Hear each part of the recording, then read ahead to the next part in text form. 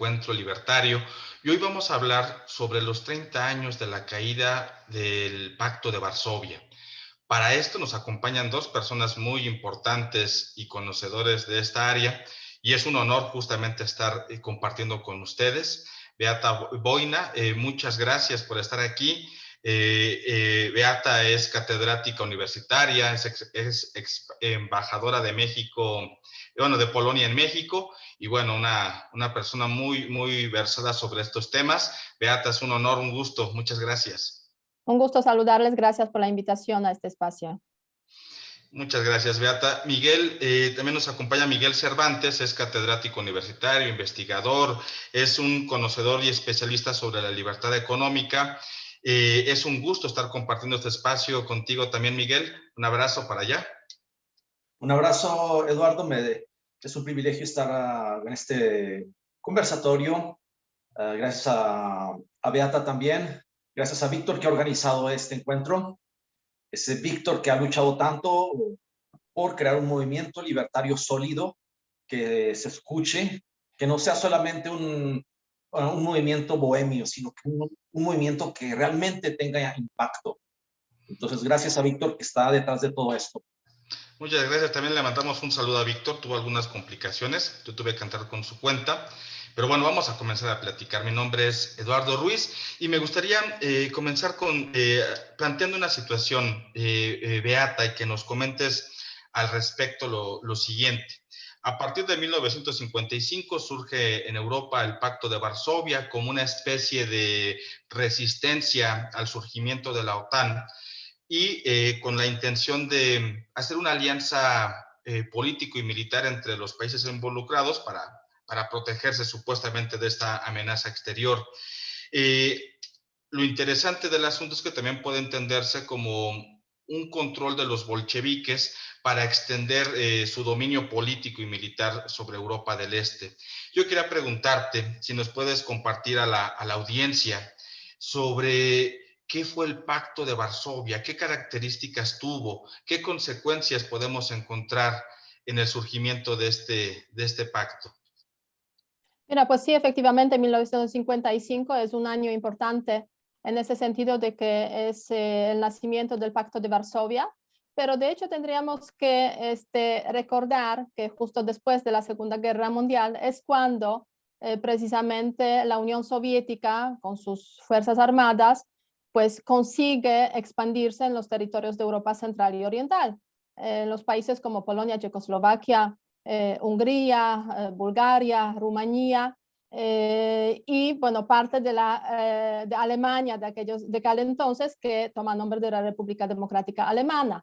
Entonces, por una parte, tenemos a partir de del fin de la Segunda Guerra Mundial un control político, un sistema político, comunismo, con el predominio claro en este sentido de la Unión Soviética y obviamente también tenemos el componente económico, que es un pacto Comecon, entre esos países y la dimensión o la vertiente militar. Esa vertiente militar precisamente está relacionada con el Pacto de Varsovia, que era una alianza militar, así sencillamente, una alianza militar con el claro predominio de la Unión Soviética, lo cual se obviamente reflejaba tanto en las estructuras militares de esta organización de carácter militar, como precisamente también en las relaciones entre las Fuerzas Armadas de los países que formaban parte del Pacto de Varsovia. Vale la pena recordar también aquí en ese contexto que para conseguir el control sobre el territorio de los países de Europa Central y Oriental, en su momento llamado Bloque del Este, Europa del Este, en su conjunto, conjuntamente con la Unión Soviética, lo que básicamente hicieron desde la Unión Soviética fue establecer las Fuerzas Armadas Soviéticas, la Armada Roja o las Fuerzas Rojas, digamos, en los países del bloque del Pacto de Varsovia. Por ejemplo, en Polonia pues hubo como 300.000 soldados rusos estacionados en diferentes puntos, sobre todo cerca de la frontera, digamos, cerca en la parte occidental de Polonia, pues cerca de la República Democrática Alemana. Entonces, pues ese era el papel del Pacto de Varsovia, que también intervino en algunas ocasiones cuando pues algunos países comunistas del bloque pues querían cambiar o liberalizarse un poco del dominio soviético. Fue el caso, por ejemplo, de en 1950 y 1968, básicamente de la primavera de Praga y todo lo que ocurrió en Checoslovaquia en ese contexto. El Pacto de Varsovia pervivió hasta 1991, porque fue cuando, de hecho, los aliados decidieron, pues, básicamente salirse. En primer lugar fue Polonia, Checoslovaquia, Hungría. Ya después no había nada que hacer y los demás también, pues, decidieron cerrar esa organización militar. Pero la verdad es que las Fuerzas Armadas, por ejemplo, soviéticas, las últimas ya de la Federación Rusa prácticamente salieron en el 93 de Polonia. Entonces sí como que era un tiempo bastante, en ese sentido, interesante de este predominio de esa dominación militar.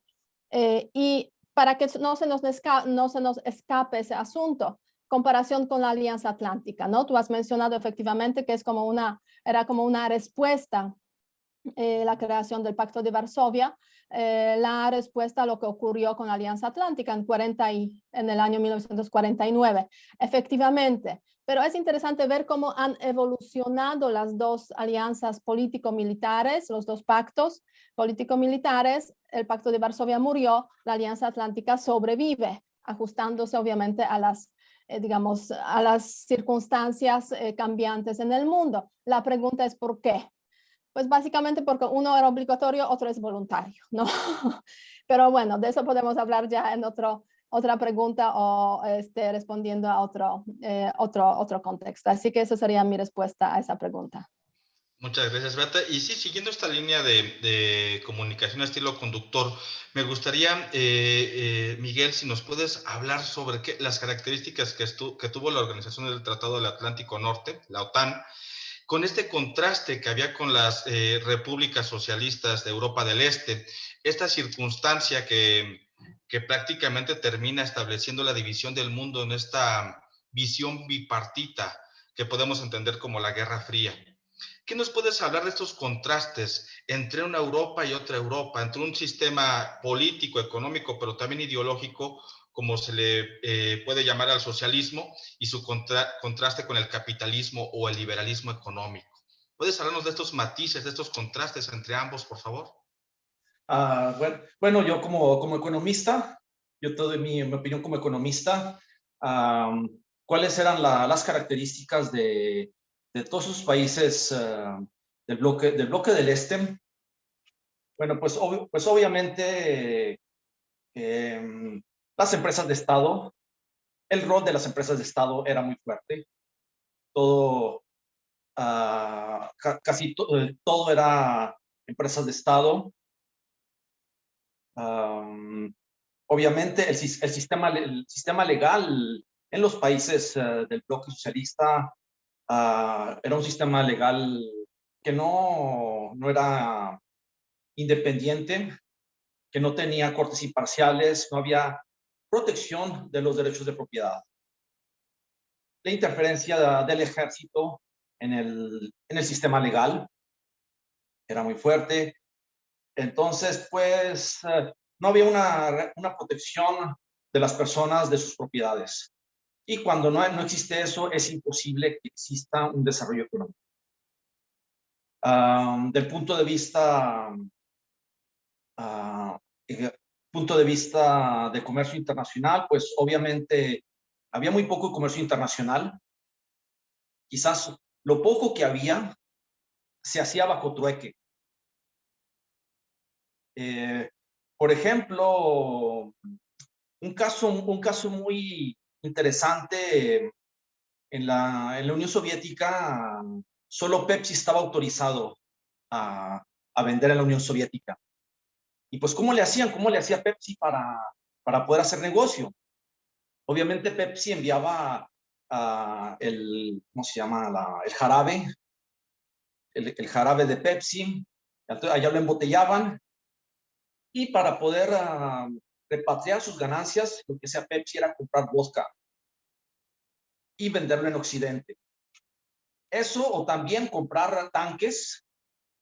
Obviamente no los podían vender en Occidente como instrumentos militares, entonces lo vendían como chatarra. Entonces había cierto comercio, pero todo el comercio que se hacía bajo trueque. Entonces, pues, Así es, un comercio bajo trueque siempre va a ser debajo de su potencial, nunca se va a poder desarrollar a su mayor potencial. Sí, una limitación justamente a las libertades económicas y libertad de movimiento también de los individuos, que es justamente algo que me gustaría preguntarte, Beata.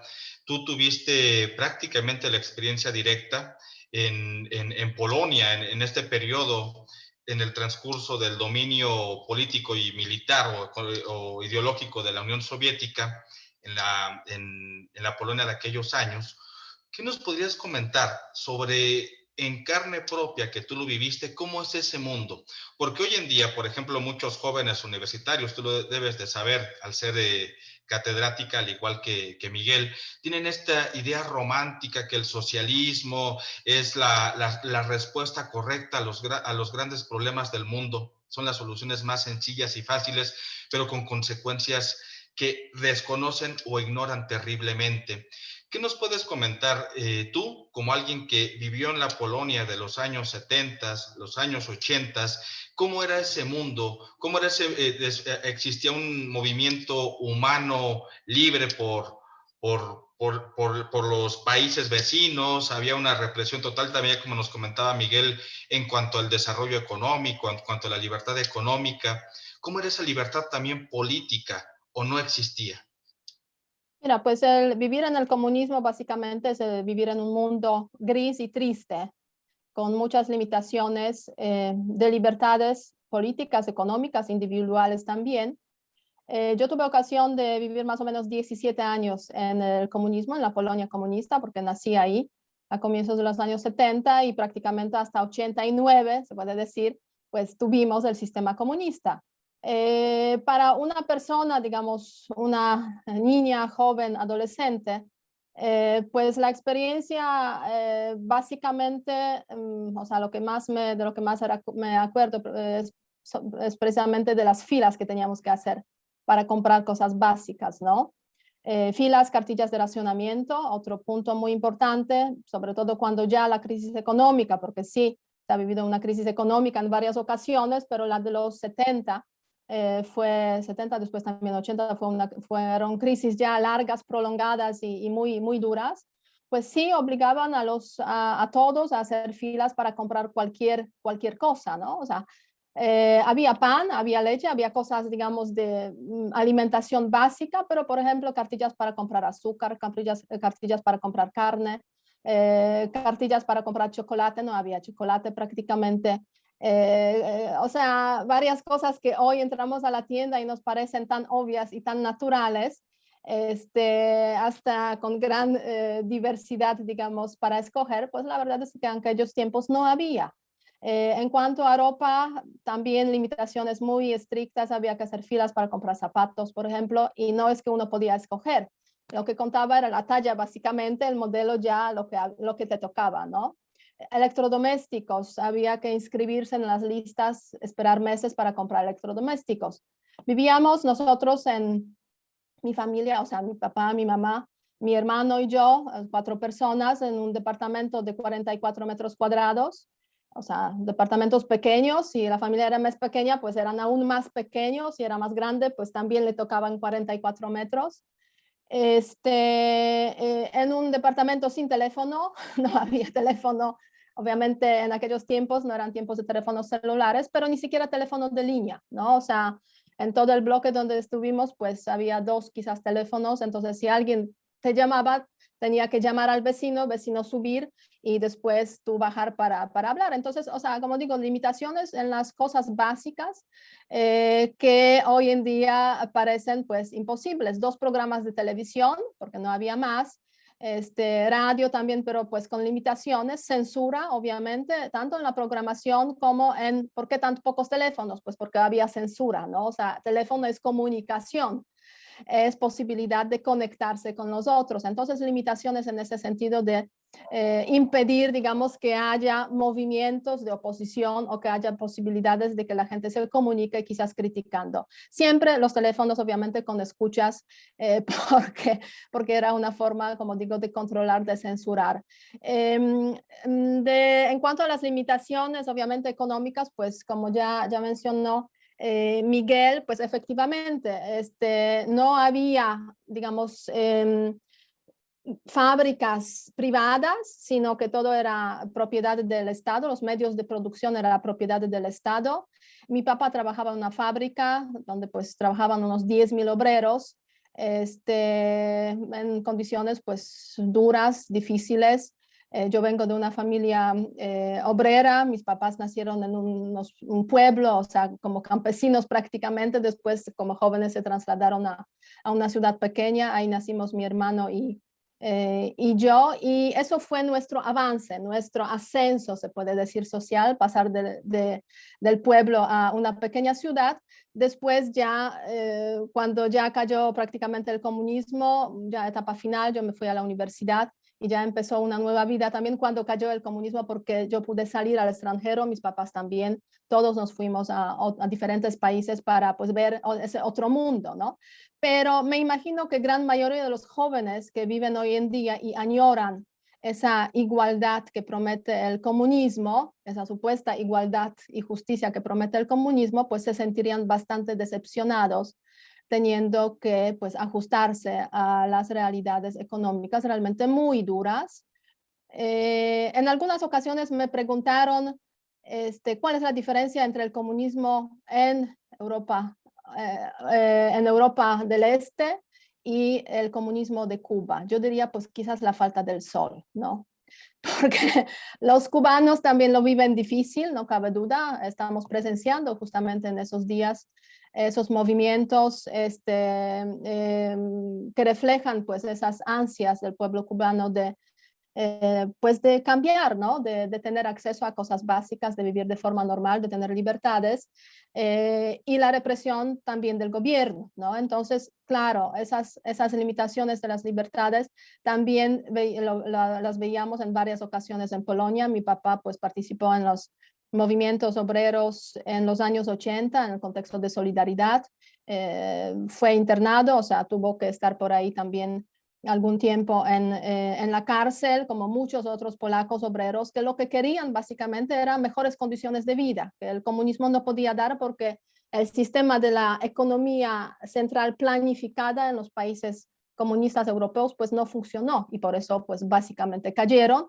A todo eso sumándose obviamente después también esas limitaciones o ese anhelo de libertad, ¿no? Libertad política, que significa básicamente pues poder escoger de otras opciones políticas, poder pues asociarse, poder generar partidos políticos y no solamente el Partido Comunista como el partido único y el partido que nunca se equivoca. Entonces, como digo, vida difícil con muchas limitaciones, muchas dificultades, un país gris que ha cambiado muchísimo ahora en esos 30 años que llevamos desde la caída del comunismo. Hoy justamente estoy en esos días en Varsovia, estoy en Polonia. Entonces es otro mundo, ¿no? Es como un mundo mejor, no sin problemas, sin duda, pero comparándolo con el comunismo, pues es otra historia. ¿Qué les voy a contar? Ni siquiera se podía tener un auto, ¿no? Para moverse, o sea, había que esperar años para obtener un auto, años para tener un departamento. Que ni siquiera hasta el final nunca era la propiedad de uno. Así que esos son como, en resumen, algunos recuerdos. Un mundo gris, como comentas, un mundo gris y con una angustia gigantesca. Nada más para cerrar esta reflexión que nos compartes, tú sales de Polonia muy joven, cercano en los años 90, y llegas a Francia y después a España. Por algo tu español es tan fluido. Me parece que estudiaste en la Universidad Complutense y un posgrado. Cuando tú sales de Polonia, ¿el mundo deja de ser gris? Mira, yo salgo en 93 de Polonia, justo era después de mi primer año en la universidad en Polonia, estudié arqueología, después me fui a España y pero sí hice un primer viaje, digamos, de turismo a Francia y eso sí, era encontrarse con un mundo maravilloso, un mundo muy diferente, un mundo pues totalmente distinto. Y estuve en España después, 10 años, un tiempo muy importante porque pues justamente ahí estudié, hice la licenciatura y el doctorado en España, entonces eran varios años, tuve que trabajar al mismo tiempo porque pues en aquellos tiempos Polonia no era miembro de la Unión Europea, entonces no podíamos solicitar becas como polacos en España. Pero era como otro mundo, ¿no? Efectivamente, un mundo de libertades, un mundo donde se entraba a la tienda y pues cualquier cosa pues estaba ahí, ¿no? No había que pelear, estar en las filas para pues comprar las cosas básicas. Entonces, en ese sentido, sí, el mundo cambió sin ninguna duda y me permitió también pues ver otras cosas, viajar, que era siempre mi sueño cuando yo estaba viviendo por ahí en Gorlice, bueno, en el pueblo del que vengo. Pues eso, viajar, ¿no? Conocer otros mundos, conocer otros países, y eso no se podía en el comunismo, o sea, no se podía porque ni siquiera se podía tener fácilmente el pasaporte, ¿no? O sea, había como restricción para esa movilidad de los ciudadanos, como, con épocas obviamente un poco de más duras y menos duras, pero en general restricciones de libertades individuales, de movilidad eran muy fuertes. Muchas gracias por ese testimonio biográfico, Beata, muy admirable. Miguel, quería preguntarte, ya que estamos hablando de estos contrastes, ¿qué nos puedes decir, qué le puedes decir al auditorio, qué es la libertad económica? Tú eres especialista justamente en el estudio del índice de libertad económica que existe en el mundo. Hay cánones que sirven para medir y establecer justamente este ritmo y esta forma de establecer justamente qué es la libertad económica. ¿Podrías decirnos qué es la libertad económica? ¿En qué consiste este índice de libertad económica? Y si nos puedes mencionar algo sobre Polonia actualmente en esta transición, que es un caso muy peculiar. Por favor, Miguel.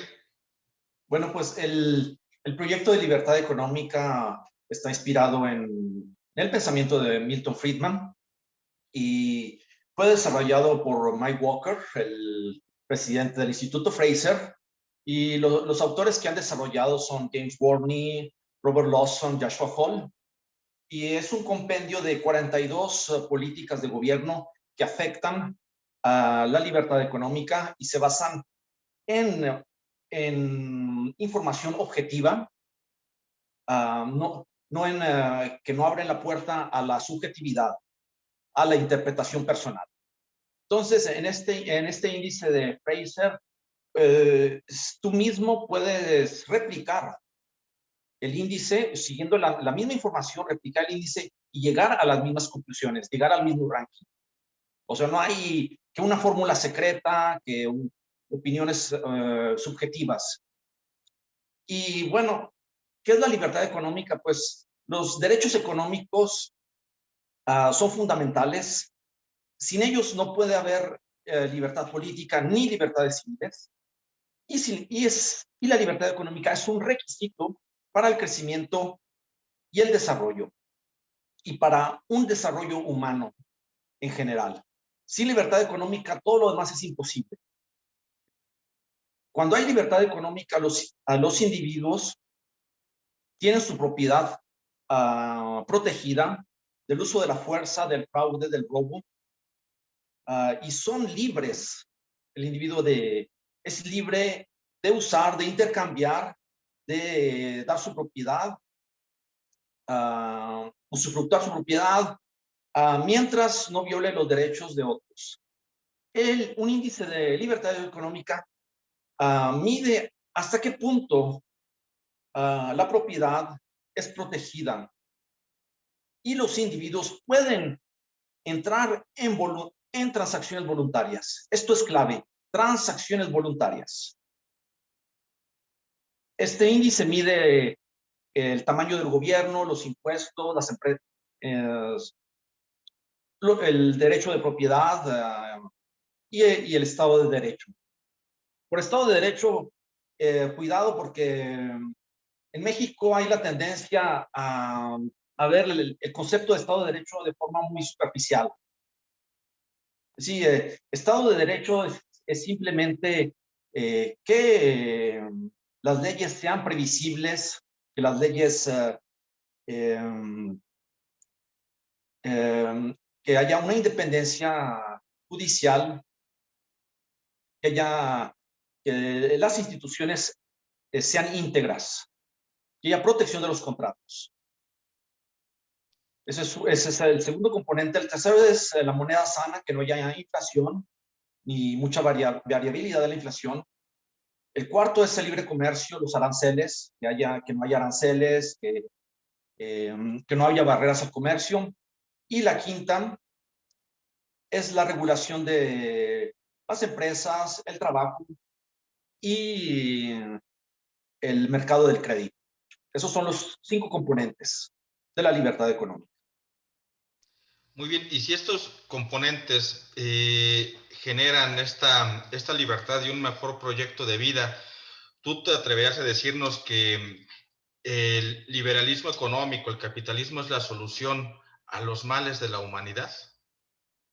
Exactamente, porque los países que tienen alta libertad económica van a tener crecimiento más rápido, van a tener una mayor acumulación de capital mucho más rápido, van a reducir la pobreza mucho más rápido,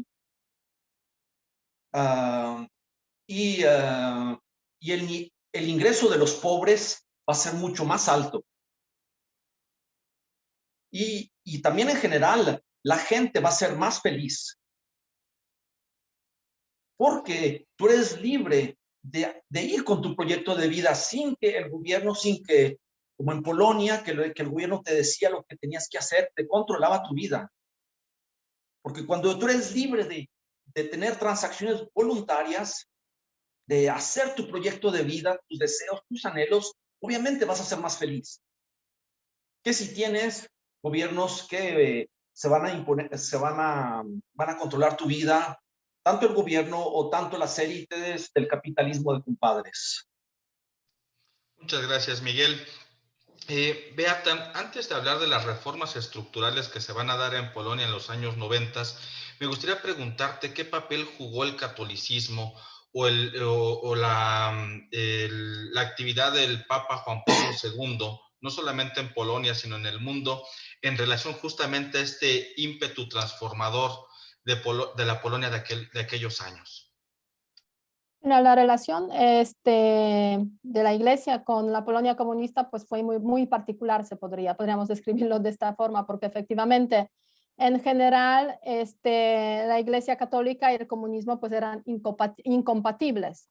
Pero la verdad es que eso realmente pues ocurrió en muchos otros países del bloque comunista, pero justamente en Polonia, donde pues la verdad es que más del 90% de la población eran católicos en aquellos tiempos, digamos, del comunismo, pues tampoco el gobierno comunista pudo erradicar, digamos, la iglesia de la vida de los polacos. Y en ese sentido, pues teníamos una clara separación, una clara convivencia paralela de alguna forma de esa autoridad gubernamental por una parte y por otra parte de las autoridades eclesiásticas. La gente normalmente iba a la iglesia cada domingo, enviaban a sus hijos, a sus hijas, a las escuelas, no tanto porque en la escuela no había religión ni ética, pero digamos a las clases de religión por ahí donde la iglesia, bautizaban, comulgaban, se casaban por la iglesia, etcétera, etcétera, etcétera. Entonces sí parecía un pueblo católico y sí realmente era un pueblo católico.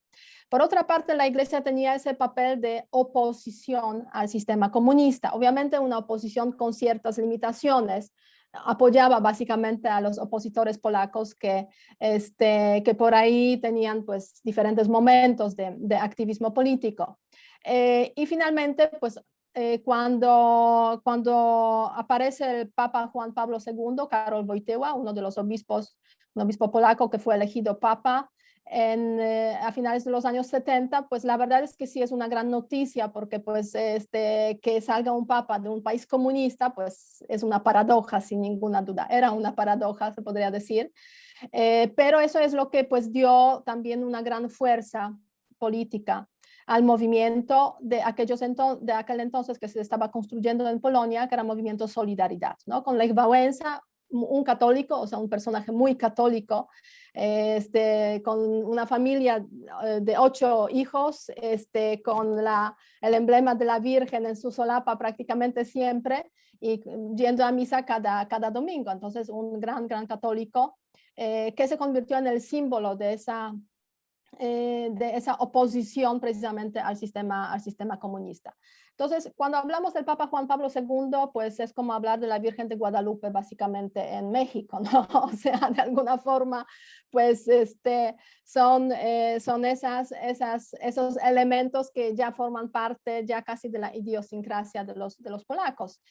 Criticar al Papa pues no está muy bien en Polonia, no está bien visto por la mayoría de la gente, aunque tengo que reconocer que hoy en día pues hay obviamente también muchos cuestionamientos a la iglesia polaca por pues meterse ya demasiado en la política, ¿no? Ya vivimos la democracia y no se necesita tanta iglesia en la política, pero la iglesia parece que no se dio cuenta que ya la transformación se hizo hace 30 años y ya su papel debería ser muy distinto. Pero bueno, en aquellos tiempos de los 80 sobre todo, pues el Papa Juan Pablo II era más allá, digamos, de sus aspectos, o sea, de ser un líder espiritual para los católicos, pues era sobre todo un político, ¿no? O sea, un político que hablaba con los jefes de Estado, de gobierno, de los países importantes del occidente, los Estados Unidos, Reino Unido, sobre todo dos, digamos, con Margaret Thatcher y Ronald Reagan. Era un triángulo muy importante digamos, en esa confrontación y en esa tensión que existía entre pues, los dos bloques. Y aquí Vaticano y el Papa Juan Pablo II, un polaco, pues tenía una conexión muy directa, obviamente, con la oposición, con el pueblo. Hubo un apoyo muy fuerte también económico, o sea, en forma de recursos económicos que se enviaban a los polacos, sobre todo perseguidos, por ejemplo. Yo me acuerdo que en su momento cuando mi papá perdió el trabajo precisamente por participar en manifestaciones en la fábrica durante algún tiempo, pues trabajaba en la iglesia, ¿no? O sea, como muchos otros polacos de este pueblo gorlice, pues trabajaban ahí en la iglesia, recibíamos paquetes de cosas básicas también. O sea, eran tiempos cuando se veía como es el detergente del occidente, que era muy diferente del detergente, digamos, de una Polonia comunista, y cosas así, ¿no? Entonces, en esos ámbitos yo podría decir que la iglesia sí jugó un papel muy importante. Ahora bien, en esos tiempos, pues ya varios años después, están saliendo también cosas pues un poco negativas de la iglesia polaca, ¿no? Por ejemplo, los temas de pederastia, que se han estado ocultando durante pues mucho tiempo con la autoridad de grandes de la iglesia polaca, ¿no? Entonces todo eso pues se está destapando ahora, quizás precisamente porque hemos vivido en un mundo de bloques y en Polonia comunista, y con ese papel de la iglesia pues no se pudo hacer ese proceso, digamos, de limpieza de las autoridades eclesiásticas pues con tiempos anteriores. Pero bueno, es ahora cuando toca, digamos, eso precisamente para la sociedad polaca y para las estructuras eclesiásticas. Pero bueno, o sea, mucho se podría hablar, pero básicamente pues eso sería un breve resumen del papel de la iglesia en esta Polonia comunista y un poco hoy en día también. Muchas gracias, Beata. Miguel, hace un momento comentabas que la relación que existe entre la libertad económica y la libertad política prácticamente van de la mano, que se complementa una con la otra o se fortalecen en conjunto. ¿Podrías explicarnos un poco más esto? ¿Cómo es que la libertad económica y la libertad política están intrínsecamente relacionados? Por el hecho de que cuando tienes libertad económica, no dependes de políticos para obtener un trabajo, para obtener una beca, para salir adelante. Los políticos no tienen tanto poder sobre ti.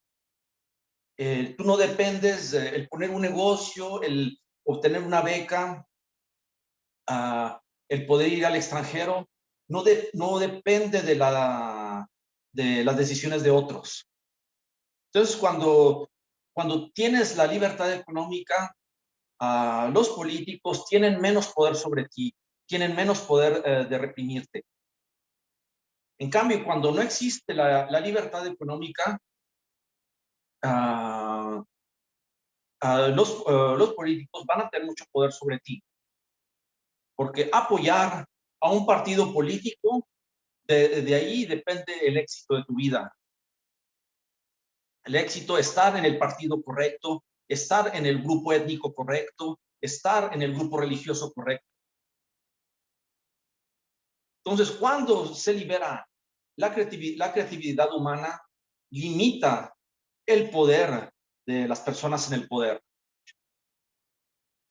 Muy bien, hay una fuerza conjunta que puede entenderse en la relación de la libertad política y la libertad económica.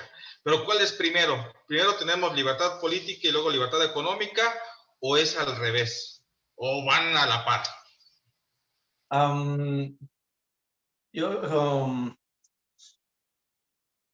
Yo diría que primeramente es la libertad económica la que va a abrir las puertas a otras libertades, pero también una libertad política que requiere sostener a esa libertad económica, una libertad política que es necesaria para, uh,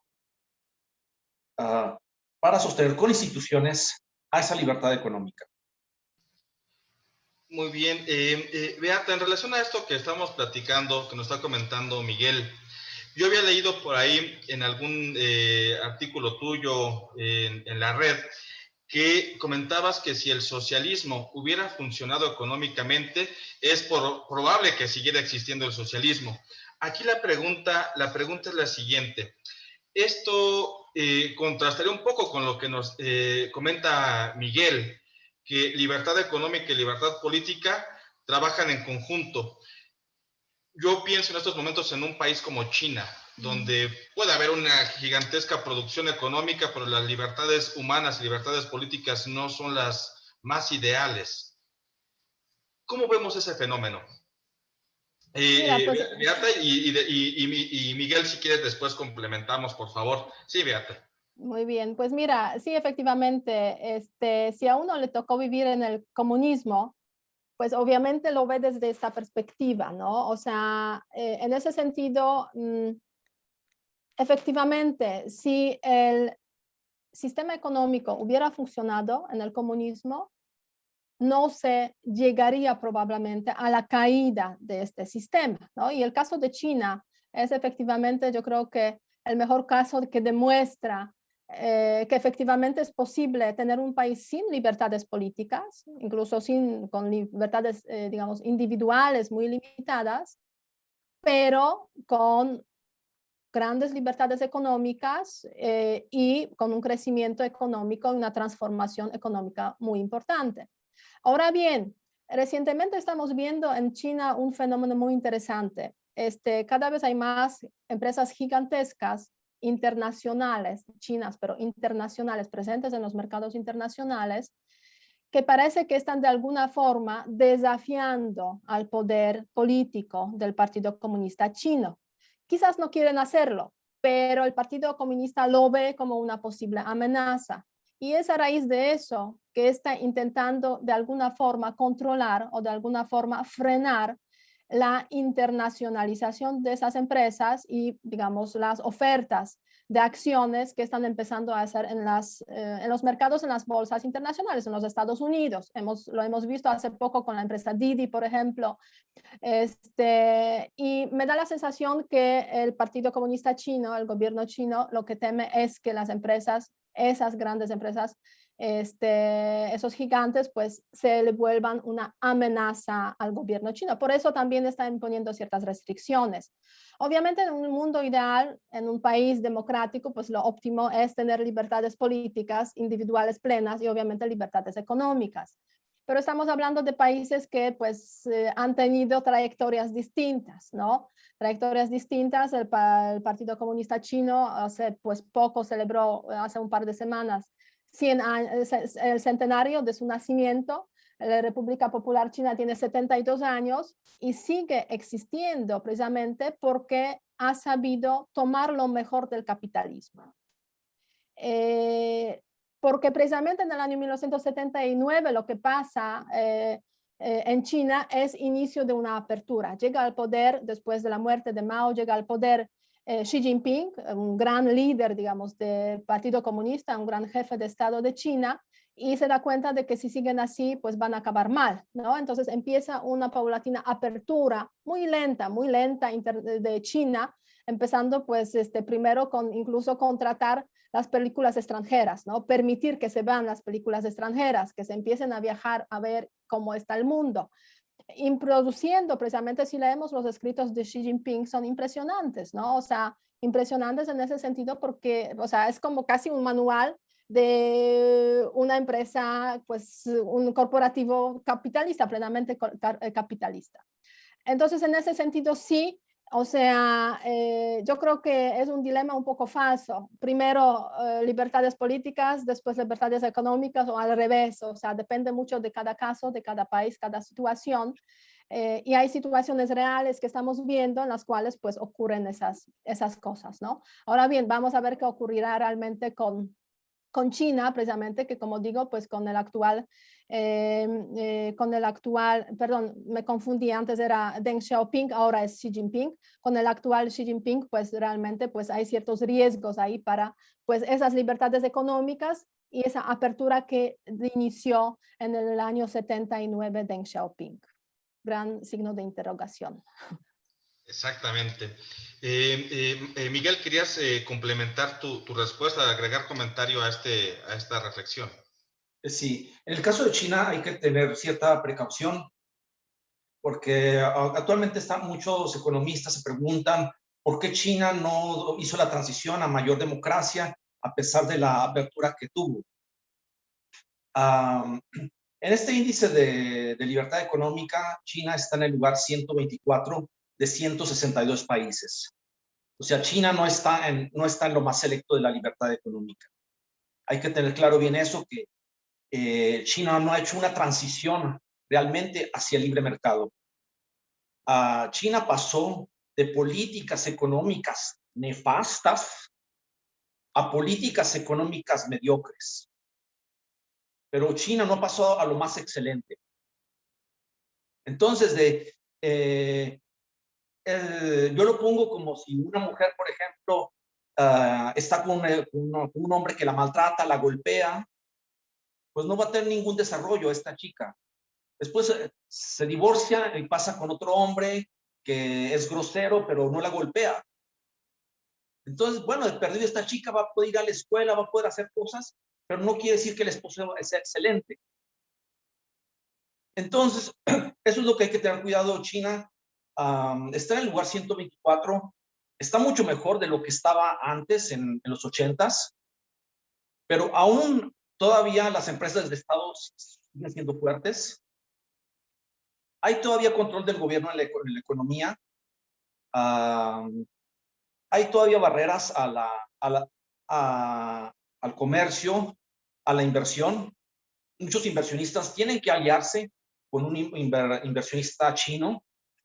Hay barreras a la repatriación de ganancias. Hay que hacer mucho todavía por una reforma regulatoria. Los bancos no hay competencia bancaria en los bancos, hay todavía bancos de Estado. Entonces, decir que China está en un lugar muy capitalista está muy lejos de estar en ese nivel. Entonces, es deshonesto decir que China no ha pasado a la democracia a pesar de las libertades económicas. No, espera. China todavía necesita mucho que hacer para realmente ir hacia una economía de mercado. Todavía China necesita que trabajar mucho. Y de hecho, China está detrás de Mauritania, está detrás de Togo, está detrás de Senegal, de Liberia. Y en términos per cápita, México tiene un PIB per cápita más arriba que el de China. Exactamente, es la gran interrogación, es la gran interrogante, ¿verdad? El aspecto de China y bueno, ya veremos qué nos va a deparar en los siguientes años. Beata, quería preguntarte, después de la salida del Pacto de Varsovia, de Polonia del Pacto de Varsovia, tiene un proceso de reinvención y de transformación. Aquí la pregunta que quiero hacerte es, ¿qué se requiere hacer para tener esta transformación en el modo de comprender la vida, en el modo de enfrentar la propia vida? Porque después quiero preguntarle a Mike, ¿qué es lo que, bueno, a Miguel, qué es lo que pasa aquí en México? ¿Qué es lo que le falta a México para reinventarse? Porque México no mira hacia el futuro, sino mira hacia el pasado.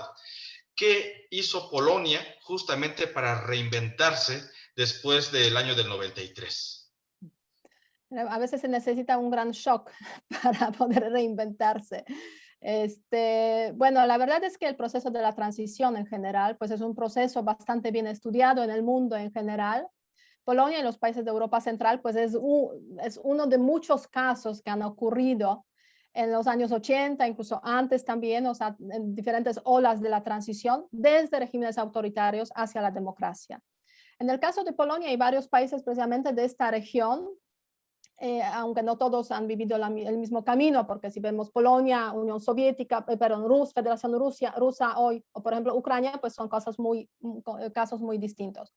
Pero en el caso de Polonia y los países vecinos, sobre todo Hungría, República Checa, Eslovaquia, también Rumanía, de alguna forma, aunque con más violencia, Bulgaria, Letonia, Estonia, Lituania, pues la verdad es que estos países han vivido, se puede decir, 4 dimensiones de la transición.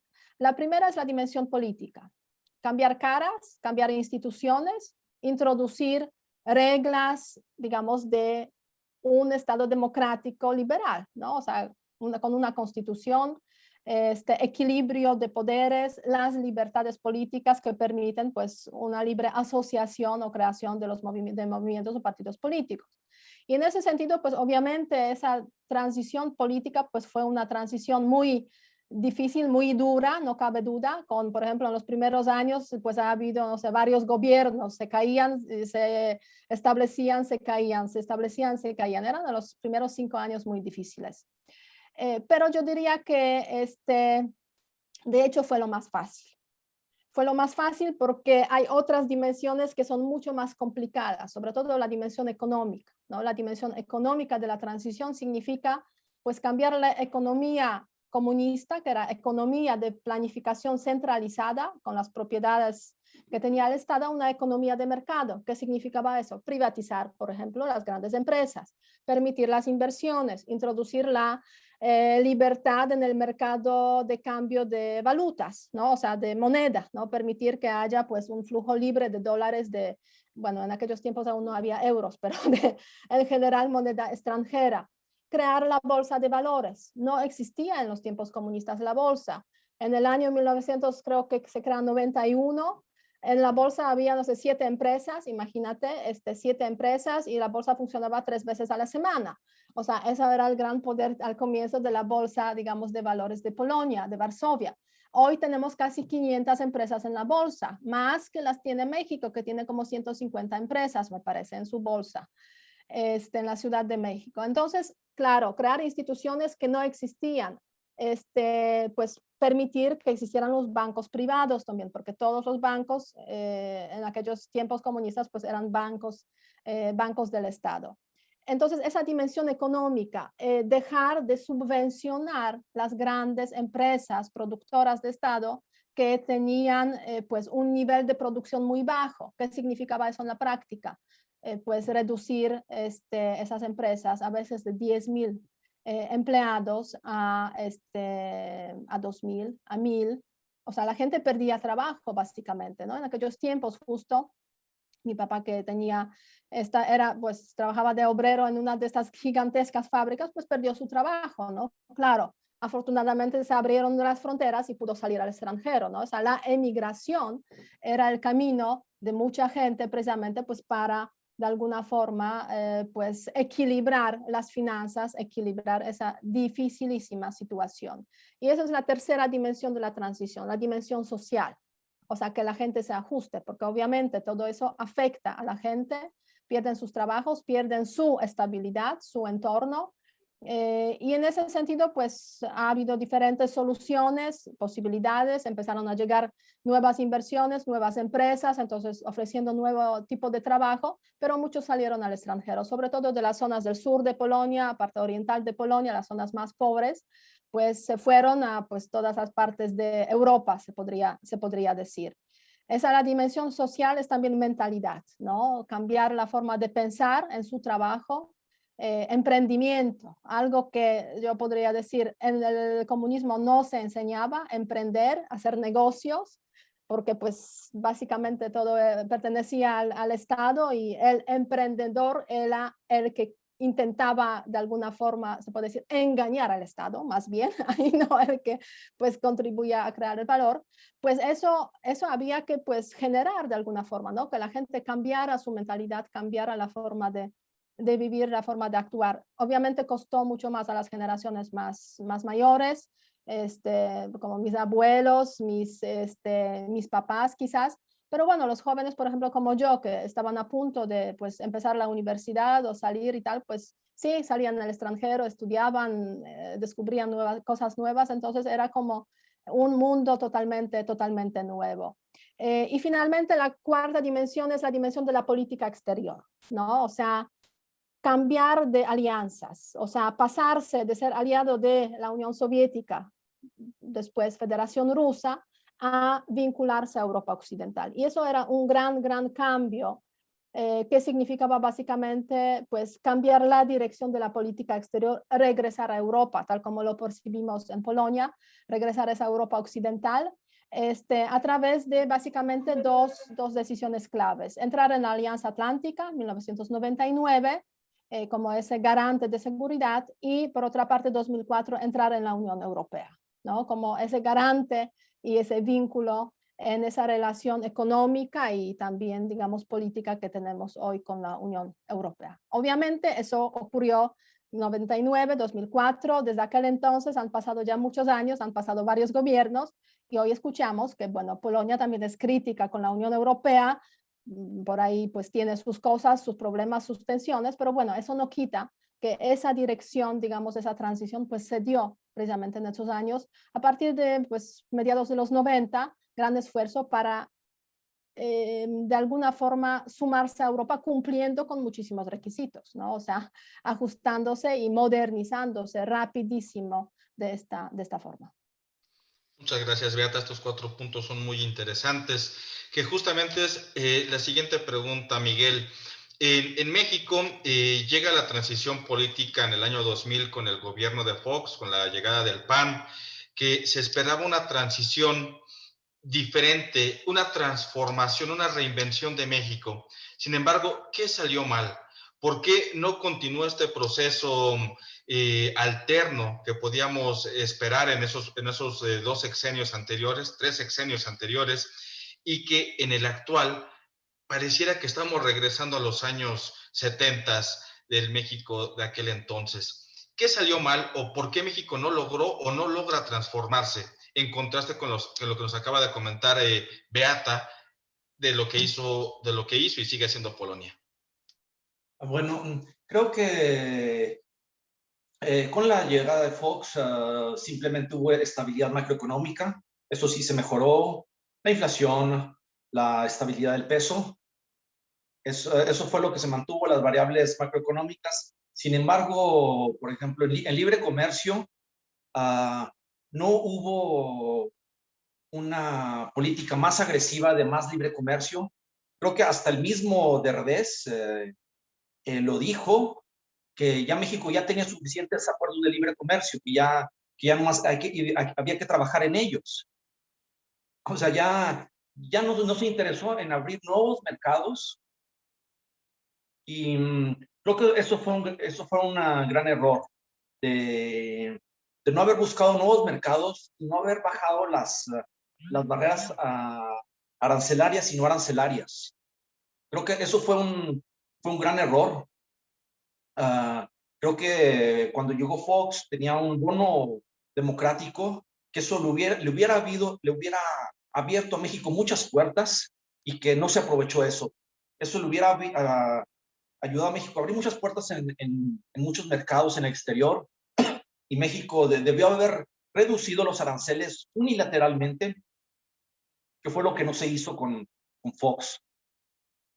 Hasta en algunos casos hubo aumento de barreras no arancelarias.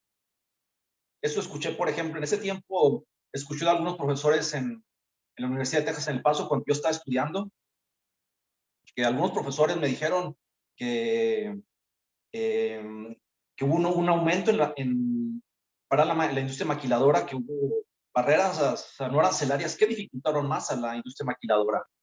Entonces, creo que eso es algo que México necesita, mejorar su libre comercio, buscar más acuerdos de libre comercio y reducir unilateralmente las barreras arancelarias y no arancelarias. Muchas gracias, Miguel. Ya estamos llegando prácticamente al final. Les quiero hacer una pregunta más ya para cerrar esta elocuente charla. Y sí, yo veo que estos 4 puntos que nos mencionabas, Beata, en México te ven muy distantes. Estos 4 puntos, desde lo político, lo económico, lo social y la política exterior, como también complementaba Miguel, estamos un tanto retirados. Yo quiero preguntar, ya por último, va a ser la misma pregunta para ambos, sobre qué opinas de los recientes incidentes y protestas en Cuba, la dictadura más vieja del continente. Hay insurrección social. Quisiera saber la opinión de ambos. Quisiera comenzar contigo, Beata, y también si nos pudieras compartir qué opinas del México actual. Sí, mira, respecto a lo que has mencionado sobre México primero, la verdad es que no todos los países obviamente tienen que ir por el mismo camino de la transición, ¿no? No todos necesitan tener las mismas dimensiones de esa transición.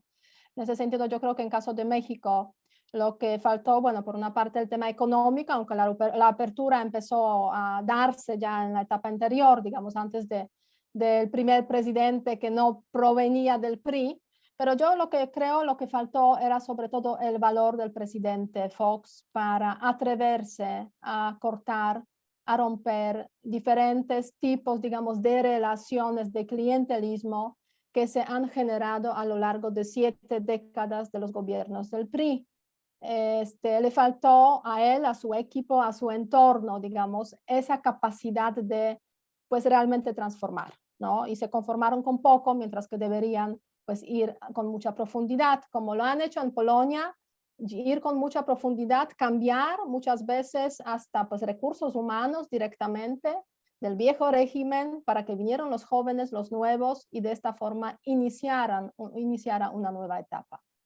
Y en caso de Cuba, pues Cuba también es un caso de país que efectivamente, o sea, desde la revolución cubana, pues estamos con una situación en la isla del sistema comunista que básicamente se estableció ahí por el error estratégico de los Estados Unidos, que no han sabido leer bien el momento, digamos, de finales de los 50, principios de los 60, y de alguna forma orillaron a Cuba a que, pues, se acercara al que, pues, quedaba por ahí del otro lado del Atlántico, o sea, la Unión Soviética. Pero bueno, de esta combinación de varios elementos, pues tenemos hoy un régimen que está, pues, ya muy agotado, obviamente, y que quizás se está acercando a esta etapa final, ¿no? O sea, la transición desde el régimen autoritario al régimen democrático, que puede durar algún tiempo más ese proceso, pero no cabe duda que por una parte la muerte de Fidel Castro, por otra parte el retiro de Raúl Castro,